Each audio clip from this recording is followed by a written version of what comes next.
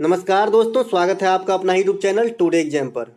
दोस्तों आज है 25 अगस्त 2022 और आज भी आरआरबी ग्रुप डी का एग्जाम था और तीनों पाली की एग्जाम जो है समाप्त हो चुकी है। तो थर्ड शिफ्ट के एग्जाम में रीजनिंग और मैथ के सेक्शन से जो भी प्रश्न पूछे गए और जो भी प्रश्न हमसे प्राप्त हो पाया वो प्रश्न आपको लेकर आ गए हैं। दोस्तों इससे पहले सेकेंड शिफ्ट का भी हमने मैथ और रीजनिंग का आपको एनालिसिस दिया, जीके जीएस का दिया। अब इसके बाद हम जीके जीएस का लेके आएंगे लेकिन थोड़ा सा लेट हो जाएंगे। तो दोस्तों देख लीजिए कौन कौन सा प्रश्न आया था। साथ ही साथ हम आपको बता दें कि कुछ प्रश्न के डिजिट चेंज रहेंगे, आंकड़े हूबहू जो है कैंडिडेट को याद नहीं रहता, एग्जाम से निकलने के बाद ऐसे ही अधिक प्रेशर होती है, तो उस पर माइंड नहीं कीजिएगा।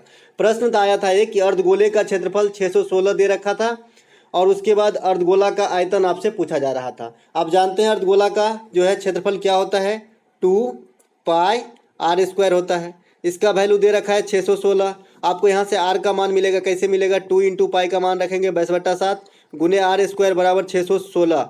अब काटेंगे तो 11 दूनी की 22, 11 पच्चे के 55 और फिर 11 छके के 66।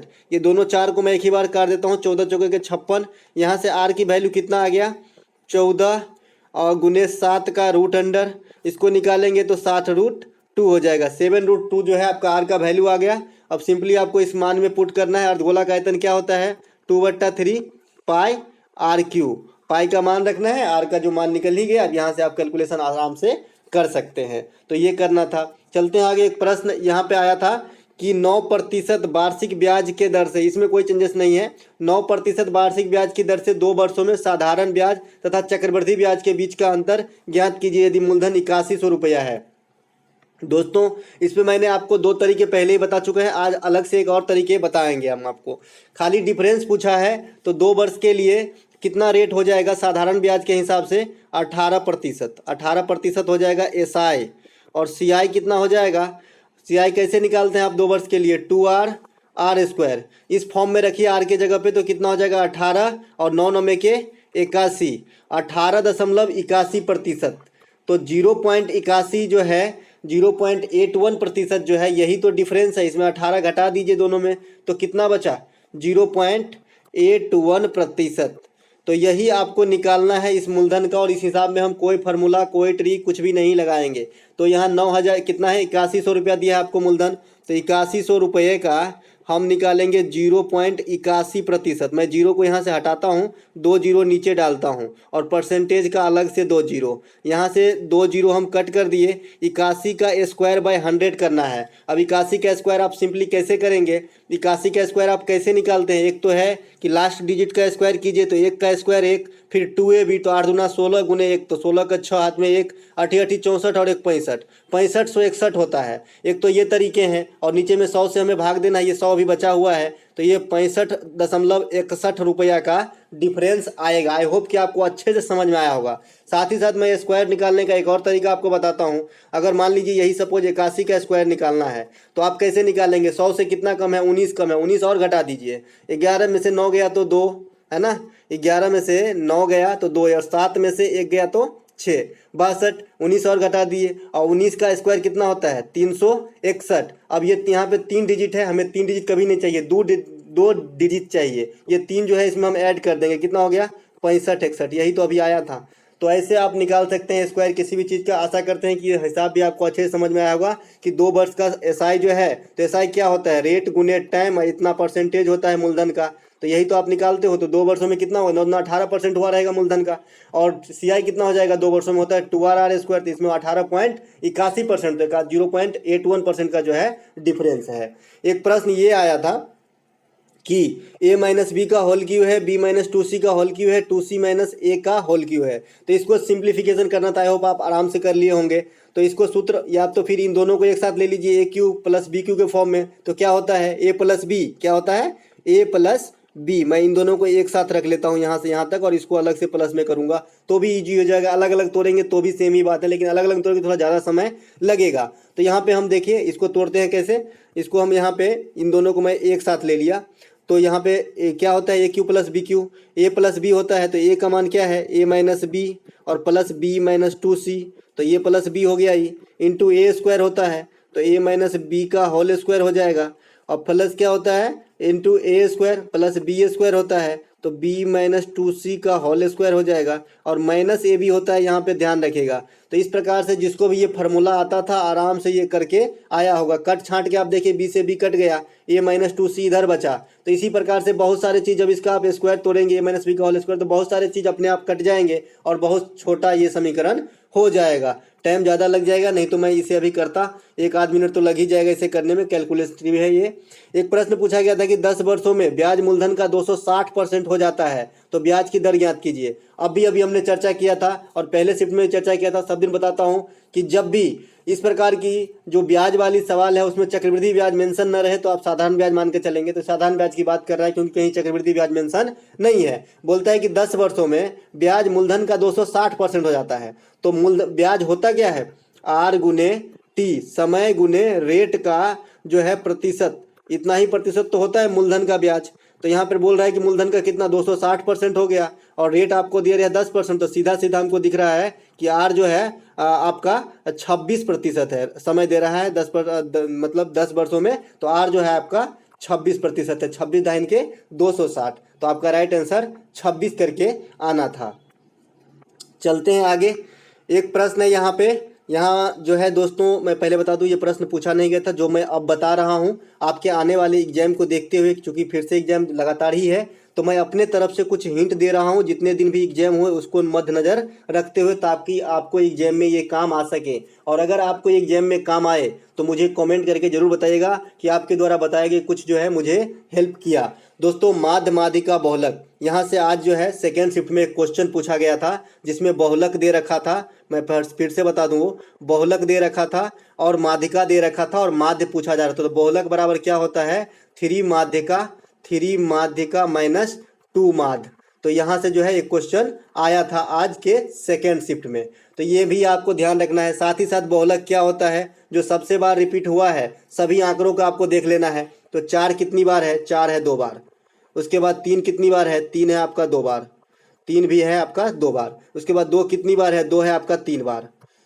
उसके बाद 5 कितनी बार है, तो 5 है आपका 1 बार। और 8 कितनी बार है, तो 8 है आपका 2 बार। तो बहुलक जो सबसे ज़्यादा रिपीट हुआ है वो आपका बहुलक हो जाता है। तो बहुलक क्या हो जाएगा इसके लिए हो जाएगा 2, क्योंकि 2 जो है 3 बार आए हैं इस आंकड़े में, तो 2 हो गया बहुलक। काफ़ी सिंपल है, काफ़ी ईजी है।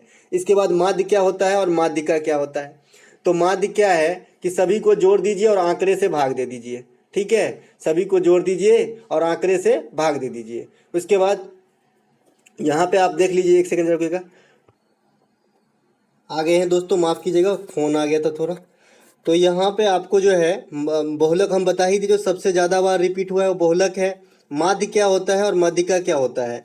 तो माध्य जो है दोस्तों ये सिंपली आपका एवरेज है, सभी को जोड़ दीजिए और जितना आंकड़ा है आपको भाग दे देना है उतने। जैसे यहाँ पे आंकड़ा की संख्या 1 2 3 4 5 6 7 8 9 10 है, आपको 10 से भाग दे देना है सभी को जोड़ के। माध्यिका क्या होता है, या तो उसको आप जो है बढ़ते हुए क्रम में सजा दीजिए, आरोही क्रम में, या फिर अवरोही क्रम में पहले सजा लीजिए, और बीच का जो बचेगा वर्ड वही आपका जो है माध्यिका हो जाएगा।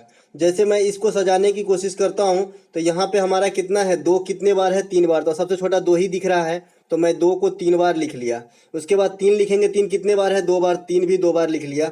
उसके बाद हमारा 4 कितने बार है, 2 बार, 4 भी 2 बार लिख लिया। उसके बाद 5 कितने बार है, तो 1 ही बार है। उसके बाद कौन है, तो 8 है 2 बार। 10 अंक हो गए, 2 2 4 2 6 2 8 2 10। तो यहाँ पे माध्यिका क्या होगा, 4 इधर से छटेंगे, 4 इधर से, और 4 और 3 को जोड़ के 2 से भाग, तो 3.5 हो जाएगा आपका माध्यिका। माध्यिका जो है 3.5 होगा। मान लीजिएगा 9 डिजिट ही होता तब तो आराम से हो जाता कि 4 इधर से छूट गए, 4 इधर से छूट गया, जो बीच में बच गया यही आपका माध्यिका हो जाएगा। जब 2 बचेगा, जब सम संख्या में रहेगा तो 2 से हमेशा भाग देना पड़ेगा, दोनों बीच वाले को जोड़ के। याद रहे हमेशा आरोही या अवरोही क्रम में सजा के ही ये काम करना है, ऐसे नहीं करना है। एक ये काफ़ी ट्रेंड की क्वेश्चन है, चाहे एसएससी हो, रेलवे हो। रेलवे में भी 3 दिन पूछा गया है, हालांकि आज नहीं पूछा गया है, पूछा भी गया होगा, लेकिन हर मैथ जो है बच्चे नहीं बता पाते हैं। तो x + 1/x का अगर वैल्यू आपको a दिया रहे और x² + 1/x² पूछे, तो सिंपली a² - 2 करना है आपको। यहाँ पे मान लीजिए कि a के जगह पे 3 दिया है, तो 9 - 2 आपको 7 इसका आंसर आना है, अगर ये पूछा है तो। अगर x + 1/x का वैल्यू a है और q के फॉर्म में अगर आपको x³ + 1/x³ पूछ रहा है, तो ए क्यू माइनस 3a करना है आपको, ये काम आपको करना है बस। और अगर मान लीजिए कि x माइनस 1/x का वैल्यू a दिया है और इससे रिलेटेड कुछ पूछ रहा है और इसमें आपको नहीं बैठ रहा है, तो आप फिर इसको सॉल्व कर लीजिएगा। उस समय सॉल्व जो है करने लायक आंकड़े दिए होते हैं कि आपको सॉल्व हो जाएगा, ए का कुछ मान आ जाएगा, फिर इस प्रकार से एक ऊपर में समीकरण रहती है, नीचे कुछ मान रहता है, ये भी कट जाएगा और कुछ छोटा सा आंसर आपका आ जाएगा। लेकिन उतना जो है लंबा चौड़ा इसमें नहीं पूछेगा, ये सीजीएल नहीं है, ये थोड़ा जो है लो लेवल का पूछेगा। तो x प्लस 1/x का वैल्यू अगर a है तो मैंने बताया कि x square plus 1/x square का वैल्यू क्या हो जाएगा, a स्क्वायर माइनस 2 करना है। ए क्यू प्लस 1/a पूछेगा तो ए क्यू माइनस 3a करना है। चलते हैं आगे। अगला एक मैंने रखा है यहाँ पे आपको मूलों का योग। यहाँ पे से सब दिन क्वेश्चन पूछा गया है, ax square plus minus bx हो सकता है, प्लस माइनस c हो सकता है, इसका ये फॉर्म है। अगर आपको मूलों का योग पूछ रहा है तो आप माइनस b/a करेंगे। जैसे यहाँ पे प्लस है तो मैं माइनस b/a अभी किया, अगर ये प्लस ना होके ये माइनस रहता तो माइनस माइनस प्लस हो जाता, तो फिर सिंपली b/a हो जाता। बस इतना ही ध्यान रखना है, क्योंकि b/a तो सबको याद होता है मूलों का योग, लेकिन यहाँ पे अगर माइनस है फिर भी वो माइनस b/a लगा देते हैं तो गलती हो जाती है, क्योंकि माइनस माइनस गुना हो गया ना भाई, तो b प्लस हो जाएगा ना। और गुणनफल क्या होता है, अल्फा गुने बीटा, ये होता है आपका c/a। तो आपको ये बात ध्यान रखना है। इससे संबंधित प्रश्न हर दिन एग्जाम में आ रहे हैं। एक मैं जो देख रहा हूँ कि मेंसुरेशन में सब दिन पूछा जा रहा है, ये है बेलन और एक गोला। तो बेलन का आपको जानकारी रखना है थोड़ा कि आयतन क्या होता है, पाई आर स्क्वायर एच है, क्योंकि जटिल नहीं पूछता है, सीधे आयतन पूछ रहा है, क्षेत्रफल पूछ रहा है। वक्र पृष्ठ का क्षेत्रफल क्या होता है, 2 pi R H second shift में पूछा गया। संपूर्ण पृष्ठ का क्षेत्रफल क्या हो जाएगा, यही वक्र पृष्ठ का जो क्षेत्रफल है इसमें 2 बार वृत्त का क्षेत्रफल जोड़ा जाएगा। देखिए वृत्ताकार होता है दोनों, इनका निचला भाग जो है, पाइप को देखिए ना, पानी वाले पाइप को, तो 2 बार वृत्त का क्षेत्रफल क्या जोड़ेंगे, 2 pi R square, 2 pi R common ले लेंगे तो क्या बचेगा, एच प्लस आर। ये होता है संपूर्ण पृष्ठ का क्षेत्रफल। तो आपको बेलन को थोड़ा सा देख लेना है, बेलन क्या जो है ये तीनों सूत्र जरूर याद होना चाहिए। इसमें कुछ ज़्यादा है भी नहीं लोचा, बस सूत्र याद रहे आपका काम हो जाएगा। ये मैं आपको 2-3 दिन से लगातार सिखा रहा हूँ कि मध्यानुपाती निकालना। मध्यानुपाती में 2 डिजिट होते हैं, ए और बी। जब भी मध्यानुपाती निकालना हो दोनों डिजिट को जो है रूट के अंदर डाल के गुना कर दीजिए, जो भी आपका बाहर निकलेगा आपका आंसर हो जाएगा। इसके बाहर जो भी निकलेगा, नहीं भी निकला तो कोई दिक्कत नहीं, जैसे इनमें नहीं निकल रहा है तो रूट अंडर ए बी जो है इसका मध्यानुपाती है। इसी प्रकार हम आपने तृतीयानुपाती भी बताए थे कि तृतीयानुपाती में क्या करना है, जो दूसरा अंक है जो कोई भी लिखा है दूसरे नंबर पे जो लिखा है उसका स्क्वायर कर देना है और पहले से भाग दे देना है, तृतीयानुपाती निकल जाएगा। एक होता है चतुर्थ समानुपाती, उसमें तो कुछ करना ही नहीं, उसमें 4 डिजिट होता है, a/b बराबर c/d करना है, इससे आपको निकल जाता है। तो इसीलिए कोई ये ज़्यादा ध्यान नहीं देता, इस पे बेस रीजनिंग रहता है। एक जो सब दिन आया ये है आपका समचतुर्भुज। समचतुर्भुज सब दिन पूछे गए। समचतुर्भुज के गुणधर्म आपको जानना है। क्षेत्रफल क्या होता है, 1/2 गुने d1 गुने d2। अब ये विकर्ण जो है हाफ हाफ में डिवाइड होते हैं, ये विकर्ण हाफ हाफ में डिवाइड होते हैं। सभी भुजाओं का मान बराबर होता है, सभी भुजाओं का मान बराबर होता है और ये 90 डिग्री पे काटता है, इसलिए यहाँ पे हम पाइथागोरस लगाते हैं और तुरंत पाइथागोरस वाला आपको ट्रिपलेट मिला के ही दिया रहता है। इस प्रकार में अगर आपको भुजा निकालना हो या क्षेत्रफल निकालना हो, एक विकर्ण दिया हो दूसरा विकर्ण निकालना हो, तो हमेशा ट्रिपलेट खोजिए कि क्या है। जैसे मान लीजिए बोल दिया है कि एक विकर्ण जो है 24 है, तो आधा कितने हो गए, 12 हो गए। अब दूसरा विकर्ण कुछ ऐसा होगा कि पाइथागोरस को फॉलो करेगा, या तो 10 होगा तो 5 होगा तो फॉलो करेगा, ज़्यादातर संभावना है कि 10 ही रहेगा। तो ये से जो है फिर ये भुजा कितने हो जाएंगे, 13 हो जाएंगे। तो इस प्रकार से मिला के रहता है, तो आपको ये भी थोड़ा रीड करके जाना है। ये तो बता ही दिए थे दोस्तों। इस वीडियो में इतना ही, आशा करते हैं कि ये जानकारी आपको जो है बेनिफिट पहुंचाएगा। अगर अच्छा लगे तो एक लाइक कर दीजिएगा, साथ ही साथ अगर एग्जाम में आपको ये चीज़ फ़ायदा दिलाए तो हमें फ़ायदा लेने के बाद कमेंट कीजिएगा। जय हिंद।